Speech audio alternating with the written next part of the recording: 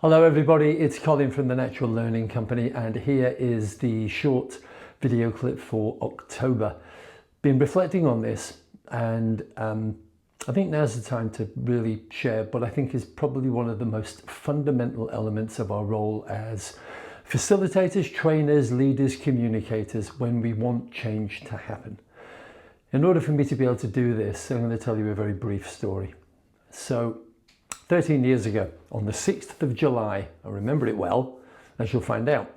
There was a good reason to remember it, because that was the day that I found out that I had a cancerous tumour in my throat, near to where I swallow. And suffice to say, it wasn't the best day.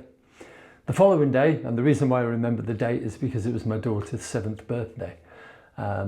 So that was on the Friday, her birthday. I got an Oscar for being the happy dad, we went bowling, I think, with the kids. So, and then I had the weekend from hell, where I had to tell my father that I'd been diagnosed, and other members of my family. And I come from a generation where cancer meant that's it. So I went on Monday to go to the hospital to talk to, firstly, the oncologist, who said, "You don't want to see me, I'm a surgeon. I'm going to cut you to pieces. So see this person, my oncologist, a lady called Bernadette." And we sat down, my wife and I. I've just had the weekend from hell. She sits down, looks at my notes, turns to me and says, "Mr. Gaffney, I see a cure here.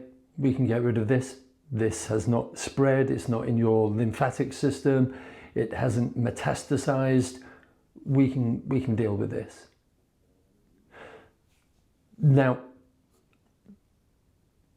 I think it's fair to say at that point, my complete attitude to what was going on with me had shifted.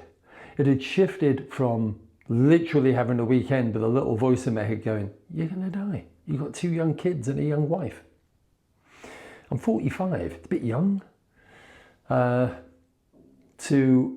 wait a minute, you mean I'm going to get to hang around for a bit longer, if only to annoy my children and my wife? Then that sounds like a good idea. So let me explain a little bit about how that happened and why on earth this has got anything to do with our role in leadership or communication. So I'm going to use a model that I first learned many years ago from a guy called Stephen Covey, and this is it. It's called the See, Do, Get model. So, and it is kind of the basic change model, and I'll explain a little bit about it. So obviously when Bernadette told me, "By the way, we can get you out of this." Now, I knew what I wanted to get. I didn't think I was going to get it, but I was told, you know, you can get to live. You can get to be a dad and a husband for a lot longer. So that's what I wanted. So naturally, when she told me, "Yeah, I see a way out of this," my first question was, well, okay, what do we need to do? And then she told me a whole load of horrible stuff about all the treatment that I was going to have to go through. But the difference was because I knew what my outcome was, and I knew and I could see the benefit of going through the hellish treatment of radiotherapy and chemotherapy in order to get what I wanted. The benefit of having to go through that was greater than my resistance or fear in that instance of the treatment that I was going to have to go through. Okay, so that's a fairly extreme example, but some of you would have learned how to drive a car. And how many of you, when you were learning how to drive a car, are kangarooing down the road on your first lesson thinking, "I'm never going to do this"? But you did. You got yourself through it. And what's funny, in many ways, is that psychologists tell us there are 2 major fears in life. The fear of dying, it makes sense, and the fear of what we call social threat or public humiliation. It's a really big one. If you've ever been asked to be best man at somebody's wedding or best lady at somebody's wedding and you have to do the speech, you'll know what I mean about the whole public threat stuff. So you have those 2 major fears, and most of you learn how to drive, where you get to be able to do both of those things in the space of a 45-minute lesson, because you can kill yourself, other people, or make yourself look a complete idiot. So, our model is something that you do regularly when you're going through change. And here's where I think our role as facilitators, as leaders, as communicators, this is where this gets to the heart of it.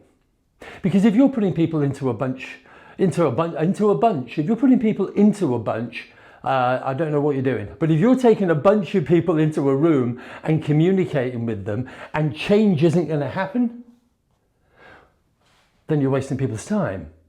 However, if you are trying to make change happen, just notice the biggest changes that we ever make in our life are when we can see the benefit, and when the benefit is greater than our resistance to actually doing it to get the thing that we want. That being the case, here's a couple of things to consider. Organizations very often get this wrong accidentally. They often have the CEO who says, we're now going to do these new things or do this restructure to get this. But this doesn't relate to your benefit. You can't see the benefit. We're going to increase our profitability by 13% or whatever. On the assumption from somebody at the top of the pyramid, the CEO, is, well, obviously you're going to see the benefit of that. But if you're working on a production line, you might not necessarily make the connection. And that being the case, here's the thing to do. And we do it when we're presenting a slide, doing a presentation, doing a pitch, whatever it is. We need to hand it over to our audience, to our participants, to our team members, and say, well, look, we've got a problem, because we get motivated from problems, to solutions, or we get motivated by wanting things to be better.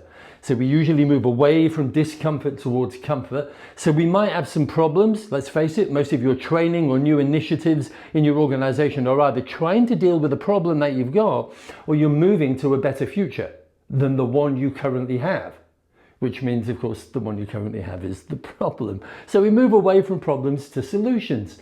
That being the case, if we want our team, our organization to follow this, they've got to be able to see the benefit from their own perspective, in what we call their own motivational currency. What is their currency of value that gets them over their natural resistance to change? So if we're facilitating with a group of people, how do we do it? Let's say we deliver a piece of information, a new way of doing things, or a new way of seeing things. Then we hand it over to the audience and say something like this: what potential problems would this solve for us? What potential benefits might this give us? And we hand it over to the audience so that they can see the connection and the benefit for themselves. Once they've established that, then we can start discussing, okay, so now how do we figure out ways of being able to do this stuff to get the results that we want? What's interesting, of course, is depending where I am in the hierarchical pyramid, if I'm at the CEO, I might be saying, yep, we're going to get 13.5% increase in profitability. That's going to increase our shareholder value. That's going to bring in more investment. Fine. If I'm somebody further down that pyramid, it might be, oh, right, okay, I'm going to keep my job. Or it might be, or I might get that bonus. Or I might be able to go on holiday next year with my kids after all. I don't know. Whatever it is, as long as I'm making it, because we always work on the principle that people support what they help to create. Well, help your people to create their own meaning and benefit of the change, rather than what trainers, facilitators, and organizational leaders often accidentally do, which is, these are the benefits, these are the benefits, and this is what this will do for you. Now, don't get me wrong, some of those benefits we immediately go, oh yeah, great, fantastic, let's go. But sometimes they're not quite that direct. And if that is the case, I suggest that in the role of facilitative leadership, we need to help the audience make the connection by handing it over to them and saying, come on, what might be some potential benefits of this? So that's the tip, that's the model, the see, do, get model. If you're not doing it, begin. At the end of a presentation, after a couple of slides, just hand it over to your audience. Okay, so what might be the benefit of that?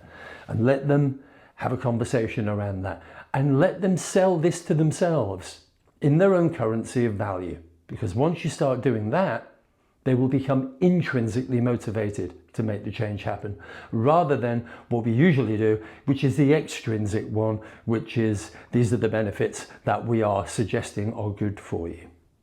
So that's this brief clip for October. In November, I don't know what we're going to do. I have a sneaking suspicion we might look at a linguistic technique that I've been using on these videos to reveal an incredibly powerful piece of leadership communication. And in order to do that, then I'll see you in November. Unless, of course, you drop something in the comments where you want to discuss or maybe ask me to share some thinking around any other particular topic. But apart from that, have a lovely October and I will see you in November. Thank you.